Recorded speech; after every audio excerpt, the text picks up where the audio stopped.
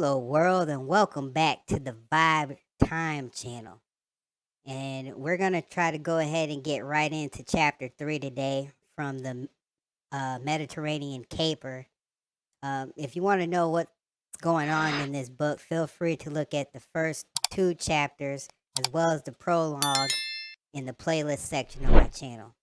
So let's go ahead and get right into it so we can advance the story. Without further ado, y'all, here we go. Chapter 3. The young blind crewman cast off the lines, and the little 26-foot double-ended whaleboat surged sluggishly away from the makeshift dock near Brady Field, setting a course over the blue carpet of water towards the first attempt. The thriving four-cylinder Buddha engine pushed the sturdy boat along at 8 knots and cast a familiar nautical stint of diesel fumes over the deck. It was a few minutes to 9 now, and the sun was hot. It was hotter, and even a slight breeze from the sea offered no relief. Pitt stood and watched the shore recede until the dock became a dirty speck on the shoreline. Then he hoisted his 190 pounds onto the high tubular railing that circled the stern and sat on his buttocks, hanging precariously over the boat's fronting white wake. From his unusual position, he could feel the pulsations from the shaft, and by looking straight down, he could see the propeller drill its way through the water. The whaleboat was only a quarter of a mile from the first attempt when Pitt noticed the young crewman at the helm eyeing him with a mild look of respect. "Excuse me, sir, but you look like you've spent some time in a double-ender." The blind crewman nodded at Pitt's seat on the railing. The young man had an academic air about him that implied scientific intelligence. Well tanned from the Aegean sun, he wore Bermuda shorts and nothing else except the long, sparse yellow beard.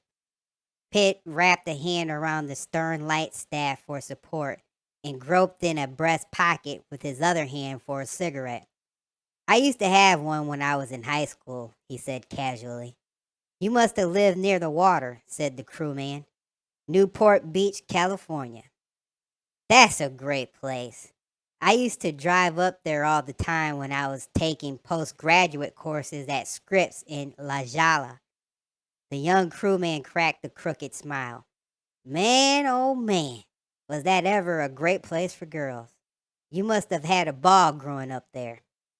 "I could think of worse places to go through puberty." As long as the young man was talking freely, Pitt switched the subject. "Tell me, what sort of trouble have you been having on the project?" "Everything went fine for the first couple of weeks. But as soon as we found a promising location to investigate, things turned sour, and we've had nothing but rotten luck since. For instance, mostly equipment failure, broken cables, missing and damaged parts, generator breakdowns, things like that." They were nearing the first attempt now, and the young crewman turned back to the helm and maneuvered the small boat alongside the boarding ladder. Pitt stood up and looked at the larger vessel, surveying its outward appearance. By maritime standards, she was a small ship, 820 tons, 152 feet in length overall. Her keel was originally laid on an ocean-going tug in the Dutch shipyards of Rotterdam before World War II. Immediately after the Germans invaded the lowlands, her crew slipped her away to England, where she performed outstandingly and meritorious service throughout the war, towing torpedoed and crippled ships into the British port of Liverpool under the noses of Nazi U-boats.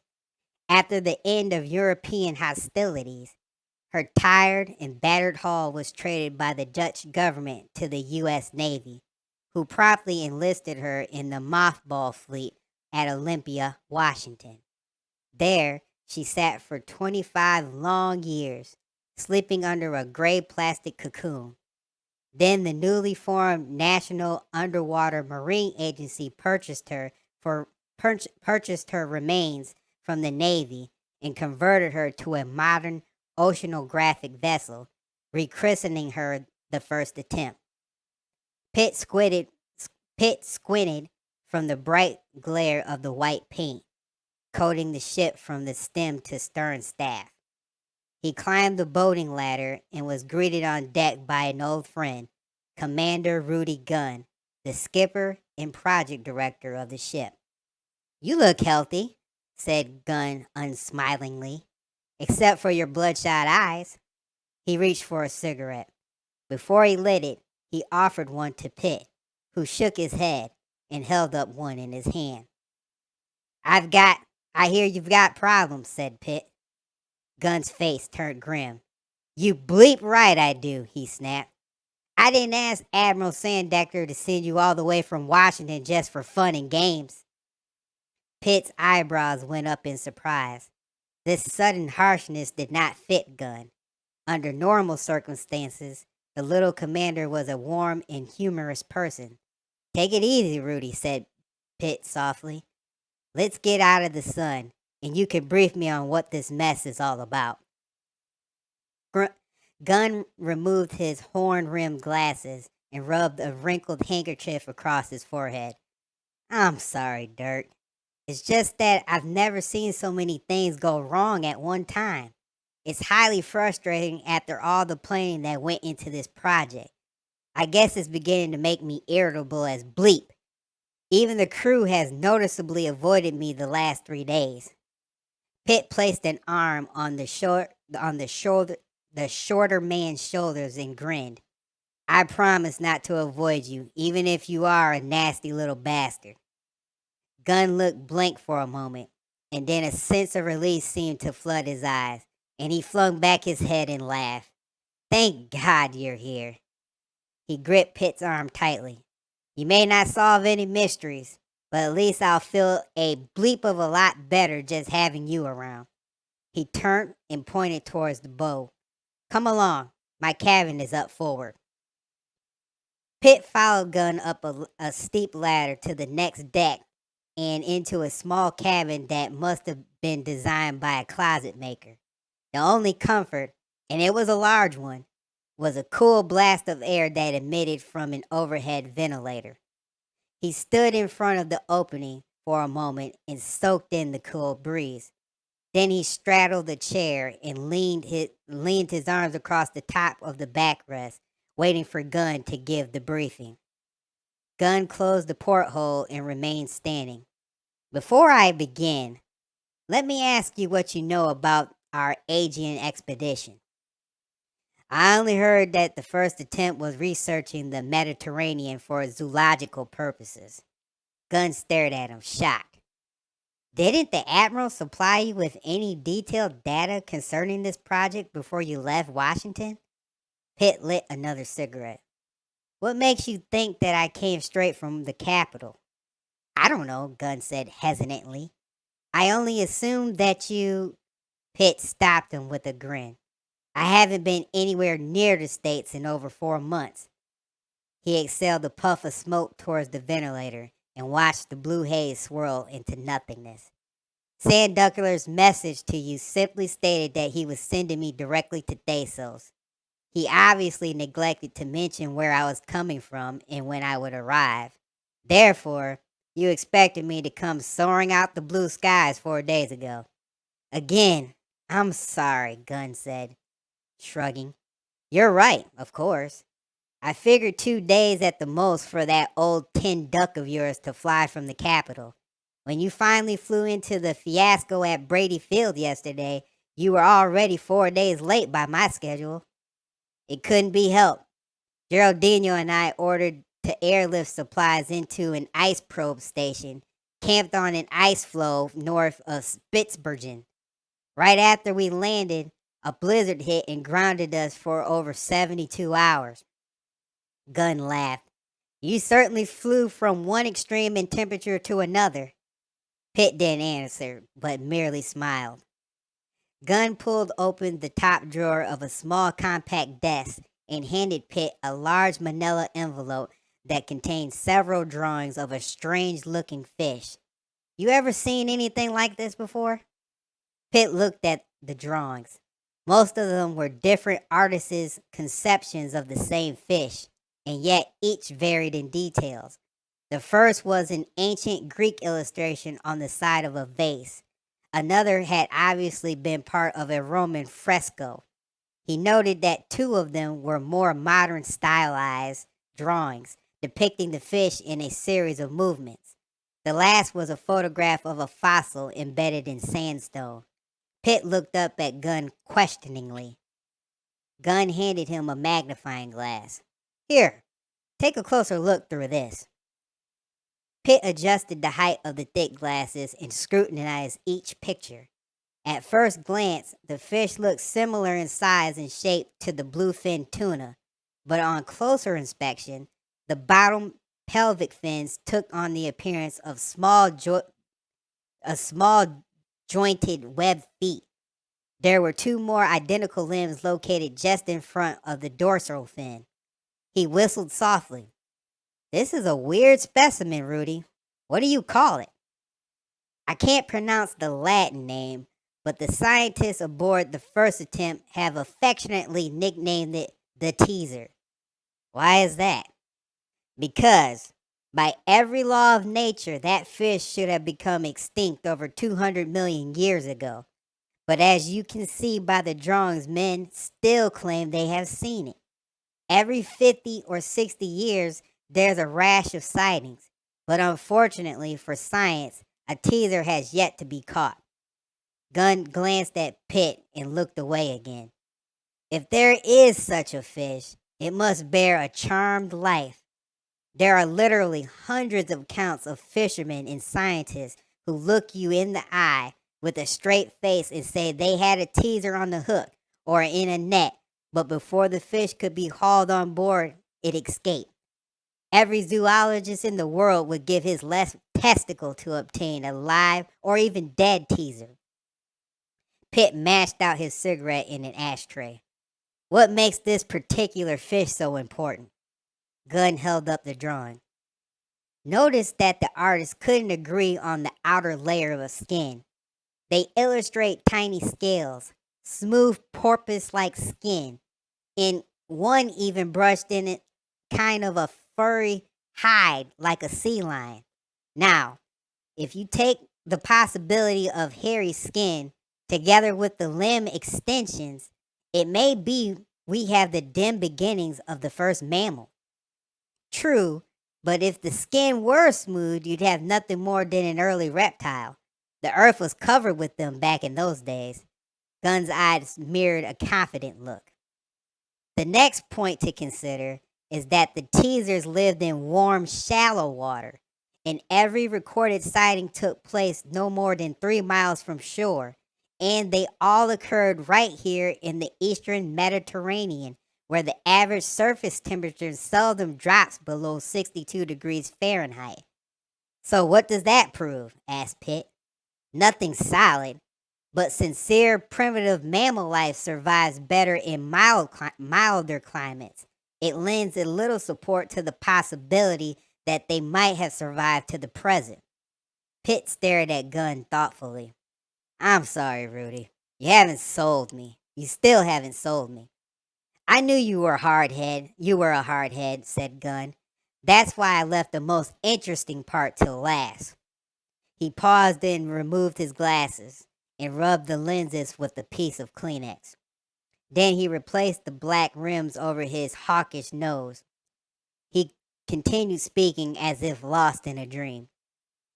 During the Triassic period in geological times, and before the Himalayas and the Alps rose, a great sea swept over what is now Tibet in India. It also extended over Central Europe and ended in the North Sea. Geologists call this once great body of water the Sea of Tessis. All that remains of it today is the Black, the Caspian, and the Mediterranean seas. You'll have to pardon my ignorance in geological time eras, Pitt interrupted, But when did the Triassic period take place? Between 180 and 230 million years ago, replied Gunn. During this time, an important evolutionary advance occurred in the vertebrate animals as the reptiles demonstrated a great leap over their more primitive ancestors. Some of the marine reptiles attained a length of 23 feet and were tough customers. The most noteworthy event was the introduction of the first true dinosaurs, who even learned to walk on their hind legs and use their tails for a kind of cane. Pitt leaned back and stretched his legs. I thought that the era of the dinosaurs occurred much later. Gunn laughed. You've seen too many old movies. You're undoubtedly thinking of the behemoths that were always portrayed in the early science fiction films, menacing a tribe of hairy men. They've never failed to have a 40-ton brontosaurus or a ferocious tyrannosaurus or a flying Pteranodon chasing a half-nude, big-titted heroine through a primeval jungle. Actually, these more commonly known dinosaurs roamed the earth and became extinct 60 million years before man appeared. Where does your freak fish fit into the picture? Imagine, if you will, a 3-foot teaser fish who lived, cavorted, made love, and finally died somewhere in the Sea of Tessus. Nothing and no one took notice as this obscure creature's body slowly sank to the red mud of the seabed. The unmarked grave was covered over with sediments which hardened into sandstone and left a thin film of carbon. It was this trace of carbon that etched and outlined the teaser's tissue and bone structure into the surrounding strata. The years passed and turned into millenniums, and millenniums became eons, until one spring day, 200 million years later, a farmer in the Austrian town of Nurkirchen struck his plow against the hard surface. And presto, our teaser fish, though now a near-perfect fossilized version, once again returned to the light. Gunn hesitated and ran his hand through a head of thinning hair. His face looked drawn and tired, but his eyes burnt with excitement as he spoke of the teaser. One vital element you must remember. When the teaser died, there were no birds and bees, no hair-bearing mammals, no delicate butterflies. Even flowers had not yet appeared on the earth. Pitt studied the photograph of the fossil again. It doesn't seem possible that any living thing could survive this long without going through drastic evolutionary changes.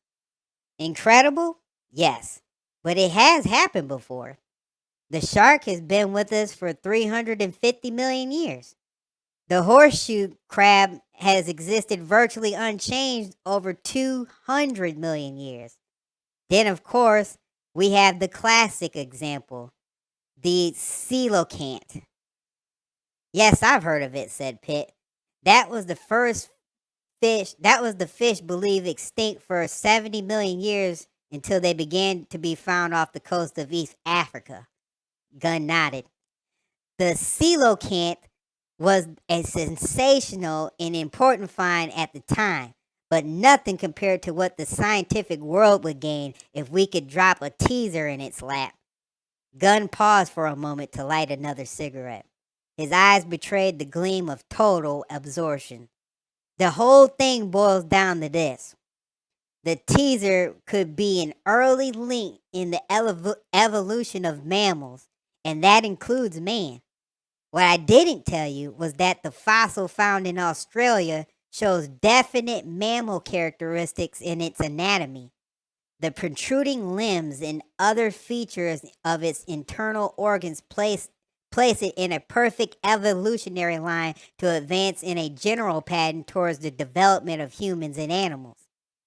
Pitt idly glanced at the pictures again.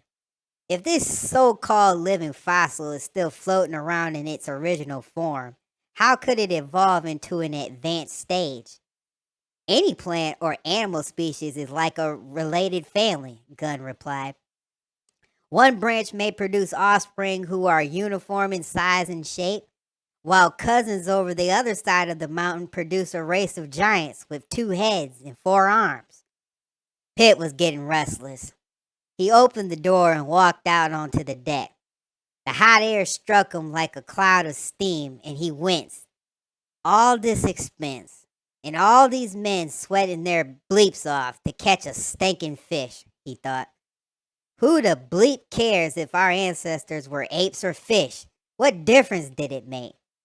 At the rate mankind was racing towards self-destruction, it would probably be extinct in another 1,000 years or less anyway. He turned back to the darkened doorway and faced Gunn. Okay, Pitt said slowly. I know what you and your boatload of academic brains are searching for. Now the only question in my mind is, where do I come in? If you're having trouble with broken cables, faulty generators, or missing tools, you don't need me.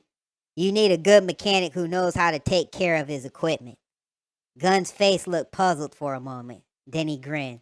I see that you've been pumping information out of Dr. Knight. Dr. Knight? Yes, Ken Knight, the young fellow who picked you up in the whaleboat this morning. He's quite a brilliant marine geophysicist. That's an impressive description, said Pitt. He seemed friendly enough during the boat ride, but he hardly struck me as brilliant. The heat outside was becoming unbearable, and the metal railing gleamed ominously. Pitt, not thinking, put his hand on the metal and instantly cursed as a burning sting etched his palm. Suddenly, the pain set off an immense feeling of irritation within him, and he returned to the cabin, slamming the door. Let's skip all this crap, Pitt snapped sharply. Please tell me what miracle I'm supposed to perform that puts a teaser over your fireplace, and I'll go get the work. He stretched out in Gunn's bunk and took a deep breath and relaxed as the coolness of the stateroom calmed him once more. He glanced across the room at Gunn. Gunn's face was expressionless, but Pitt knew him well enough to perceive his discomfort. Pitt smiled and reached over and gripped Gunn on the shoulder. I don't wish to appear mercenary, but if you want me to join your little crew of scientific pirates, it's going to cost you a drink. All this talk makes a man pretty bleep thirsty. Gunn laughed with a relief and called over his intercom for some ice from the ship's gallery. Then he produced a bottle of Chivas Regal and 2 glasses from his bottom desk drawer. While you're waiting for the ice, you might scan this report I wrote concerning our equipment malfunctions. He passed the yellow folder to Pitt. I've covered every incident in detail in chronological order. In the beginning, I thought it was merely accidents or bad luck, but now it's gone far beyond the realm of mere coincidence. Have any proof of tampering or sabotage? Asked Pitt. None whatsoever. The broken cable that Knight mentioned, was it cut? Gunn shrugged. No, the ends were frayed, but that's another mystery. I'll explain it to you. Gunn paused and flicked an ash from his cigarette. We work with a safety margin of 5-1. For example, if the specifications of a cable state that a danger of breakage with a stress of 25,000 pounds or above, we will never place a stress on it higher than 5,000 pounds. Because of this large safety factor, NUMA has yet to have a single fatality on a project. Lives are more important to us than scientific discovery. Underwater exploration is a risky business, and the list is long with the names of men before us who have died trying to pry new secrets from the seas. What was the safety margin when your cable parted? I was getting to that. It was nearly 6-1. We only had a 4,000 stress on it at the time, 4,000 pound stress on it at the time. It was extremely fortunate that no one was injured from the whiplash of the cable when it snapped. May I see the cable? Yeah. I've had the parted ends cut from the main section and saved for your arrival. A loud knock echoed from the door, and a young red-haired boy, no more than 18 or 19, entered the cabin, carrying a small bucket of ice. He sat on the desk and turned and faced Gunn. "Can I get you anything else, sir?" "Yes, as a matter of fact, you can," said Gunn. "Run down to the maintenance deck and find the cable sections that broke recently and bring them back here to me." "Yes, sir." The boy did an abrupt about face and hurried from the cabin. "One of your crew members?" asked Pitt. Gunn dropped the ice in the glasses and poured in the scotch. He passed the glass to Pitt. "Yes, we have 8 crew members and 14 scientists on board."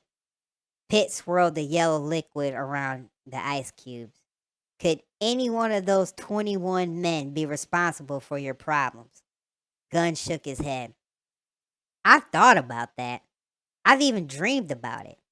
And I've analyzed each man's personnel record at least 50 times, and I can't see what possible motive any of them might have for hindering the project." Gunn paused to sip his drink. "No, I'm certain my opposition comes from another source.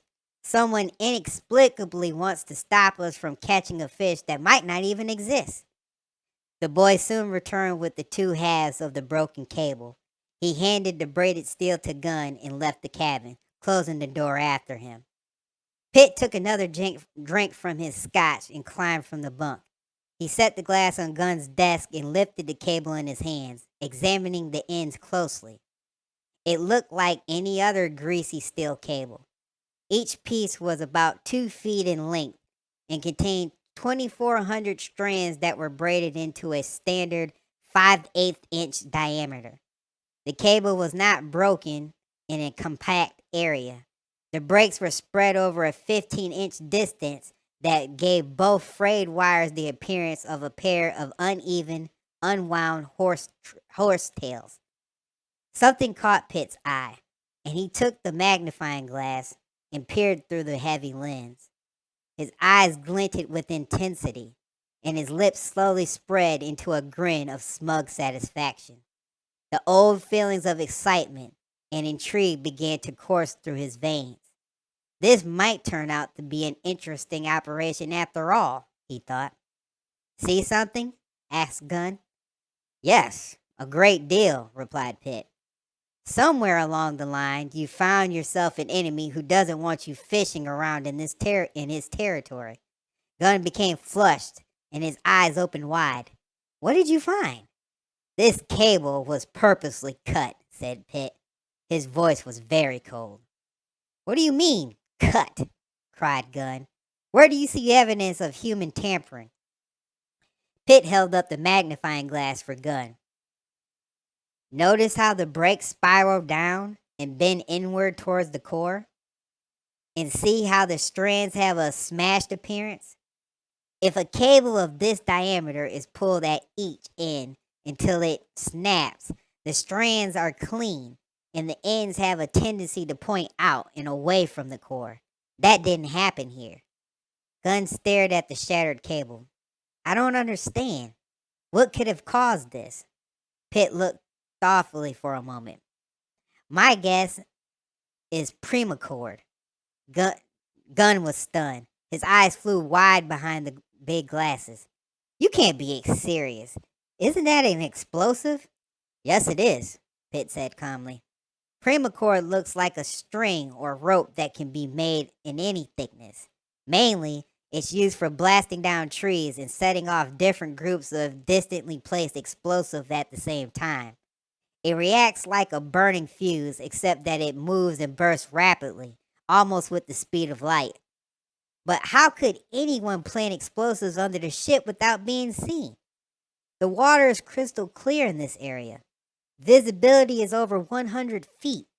One of the scientists or crew members would have seen any intruder, not to mention hearing the sound of an explosion. Before I attempt to answer that, let me ask you 2 questions.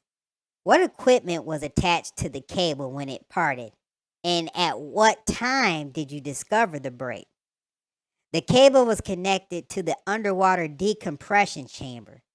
The divers have been working at 180 feet, and it has become necessary to begin decompression underwater for long periods of time to prevent the bends. We discovered the broken cable at 0700 in the morning, right after breakfast. I take it that you left the chamber in the water overnight? No, replied Gunn. It's our habit to lower the chamber before dawn so they'll be in place and ready to receive the divers in case of an early morning emergency. There's your answer, Pitt explained.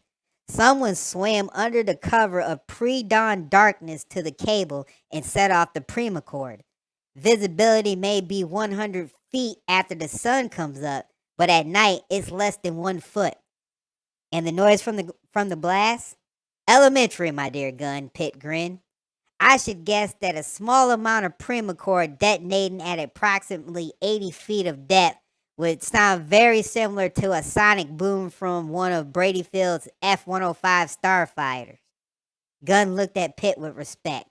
It was basically a sound theory, and obviously there was little he could think of to debate about. His forehead creased. Where do we go from here? Pitt downed the scotch and banged the glass on Gunn's desk. You just stay in the Brenny and fish for your teaser.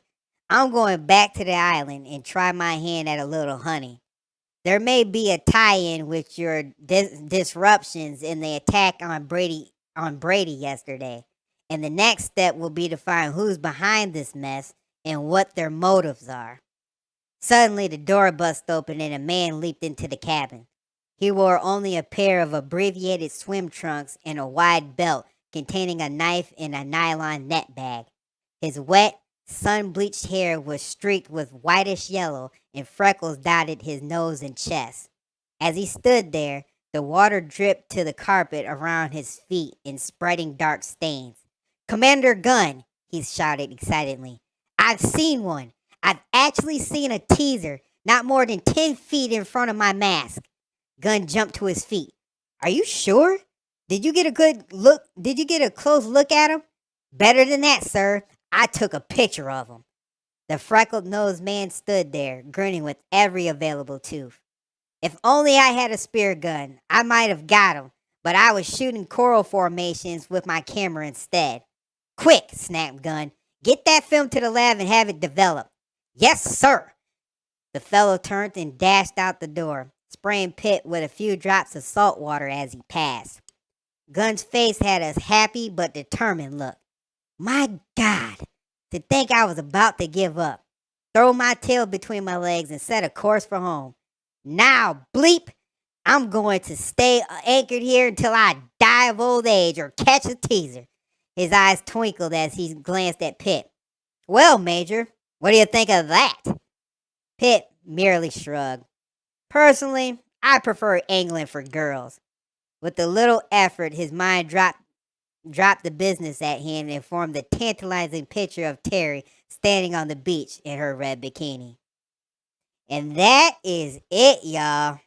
That was a good read right there. So we'll hopefully figure out what's going on with Pitt and this ship and this fish and how it ties into the attack at Brady Airfield from the other chapter. So hopefully you enjoyed the read tonight. It was long, but I think it was good. It was filled with mystery and action as far as I'm concerned. Be sure to like and subscribe and comment and share, man, so we can build this channel up into a book club worthy of being on YouTube. Feel me? Until next time, y'all, be safe, stay out of trouble, and I'll see you on the other side. I'm out, y'all. Peace.